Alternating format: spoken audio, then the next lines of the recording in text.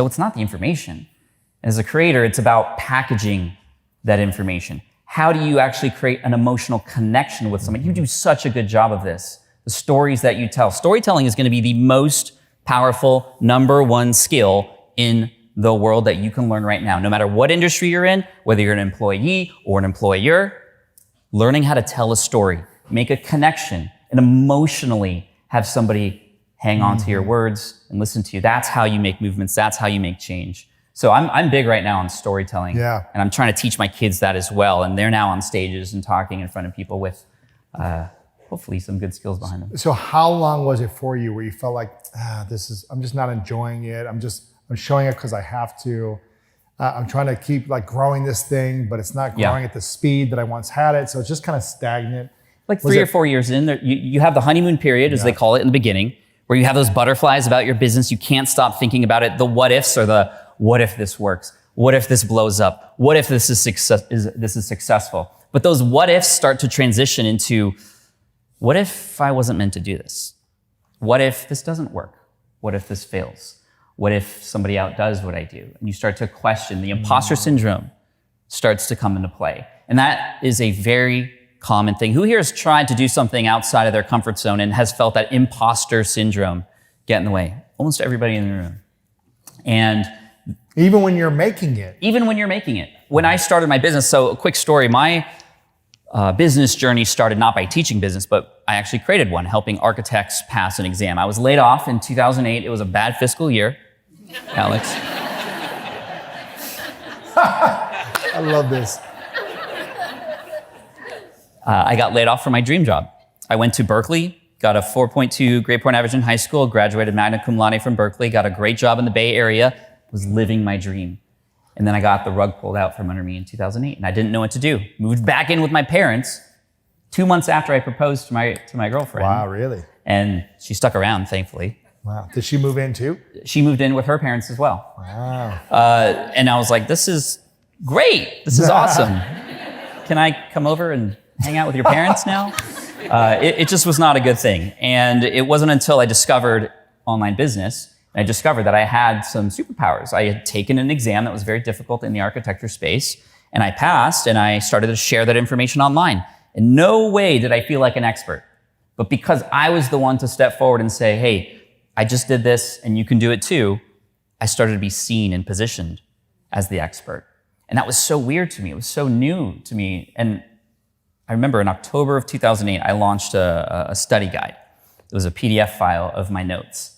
And I sold it for $19.99. And I was deathly afraid. I had no idea what I was doing. And I was like, this has to work. And I remember I launched it at like 12 a.m., so like midnight.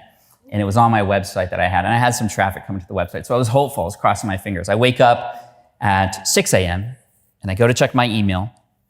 No sales. And I'm like, okay, well, I'm going to start looking for architecture jobs. And that's exactly what I did. I worked on my resume, and I was just like, well, tried it, didn't work. I'm looking for proof that I was not meant to do this, right? That confirmation bias.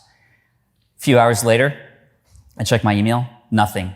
Reconfirming that I was not meant to do this. Sent more emails out to architects and engineers. Later that afternoon, I got an email. Ding. PayPal. Come on. Notification of payment received. $18.38 because of PayPal fees. And I was like, this is amazing.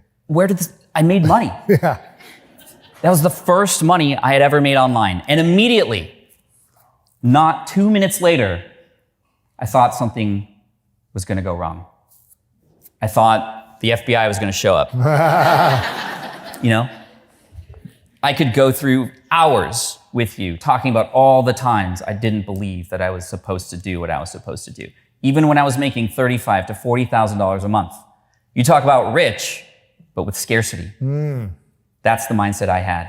I was still looking for architecture jobs, even though I was generating revenue. Wow. And it wasn't until I let go of who I thought I was supposed to be, that sunk cost and literal cost that I put into college, into architecture, not wanting to disappoint my parents. All those things played a role in me believing that I was supposed to still be an architect. Yet there was this new world, the business world. And essentially, I was climbing 2 ladders at the same time. How can you climb 2 ladders safely at the same time? That's tricky. But that's literally what it was like. So eventually I had to let go of 1 ladder, which was scary and dangerous. But this new ladder had endless height to it. It had opportunity. It had more freedom. Freedom was way up there. Didn't know how I was going to get there, but I knew that there were other people who had stepped on those rungs before me. And so I trusted myself. I had to let go to grow. But after 4, 5, 6, 7 years of kind of reaching the top and then maybe the growth not accelerating as much, you started to fall back into a sense of this isn't as exciting anymore, or what happened then? Yes. However, I've always sort of looked for the next fun thing. I think that's something that has helped me. I do a lot of things. Lewis has mentioned a lot of the things I'm into now, Pokemon. I also have an invention called the Switch Pod. I have started and sold software companies. I'm an advisor to 12 different companies. I do a lot of things. And I've learned over time that, and this is what they often say, you have to do one thing and just like lean into that really well, right? Have you heard that before? Lean into the one thing. There's a lot of people who say that, and that's great. If you are disciplined enough to do that, I am not. So when I was told to do that and tried it, that's when I started to feel like this wasn't fun, because I wasn't able to scratch that creative entrepreneur itch that I had. And so I've developed a framework called the 20% itch rule, which isn't anything really new.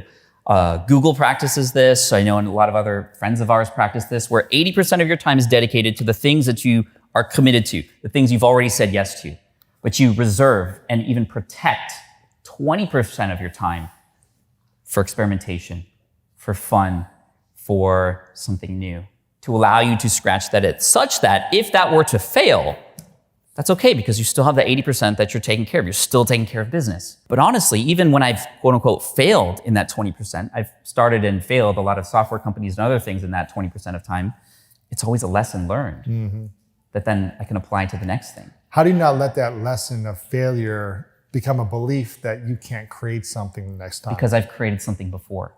I have literal proof that I can do it. It just didn't do it this time, but I have proof. And that's what I found that best combats, at least for me, all of these feelings. The imposter syndrome that comes in.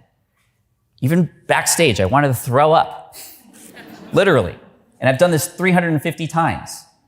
But I think about, well, I've been on stage before, and I have delivered value, and I've spoken to Lewis before. There's no reason for me to believe that this is going to be bad. I have proof that all these feelings are false, right?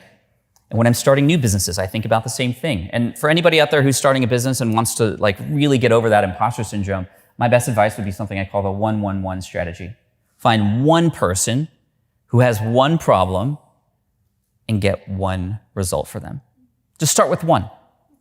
Because if you can't find one, how are you going to find 100, 1,000, 10,000? Find one. It's much easier. It's going to help you figure out where these people exist, how to talk to them, how to interact with them, how to help them through that problem. And trust me, when you help them get that result, all the fear of, I don't know if this is going to work, is this even real? Like, can I even actually help somebody? You've done it now.